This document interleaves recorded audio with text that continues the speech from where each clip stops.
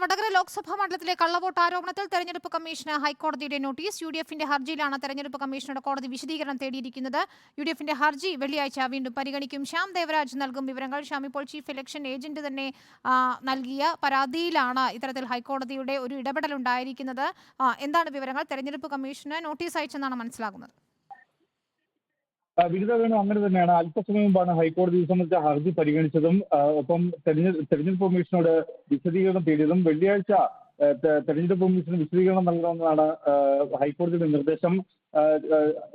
UDF-ന്റെ വടകരയിലെ chief election agent advocate K Praveenkumar നൽകിയ ഹർജിയിലാണ് ഹൈക്കോടതിയുടെ നടപടി. കള്ളവോട്ടിന് CPM-ന്റെ വ്യാപകമായ നീക്കമുണ്ട് എന്നായിരുന്നു ഈ ഹർജിയിലെ പ്രധാനപ്പെട്ട ആക്ഷേപം. ഒപ്പം നീതിയുക്തമായ തെരഞ്ഞെടുപ്പ് നടത്താൻ വേണ്ടി കേന്ദ്രസേനയെ വിന്യസിക്കണം, സുരക്ഷാ കാരണങ്ങൾ മുൻനിർത്തിയും കേന്ദ്രസേനയെ വിന്യസിക്കണമെന്നുമായിരുന്നു കോൺഗ്രസ് ആവശ്യമുന്നയിച്ചത്. ഒപ്പം മരിച്ചവർ, വിദേശത്തുള്ളവർ തുടങ്ങിയവരുടെ പേരിൽ വരെ വോട്ട് ചെയ്യാൻ CPM നീക്കമുണ്ട്.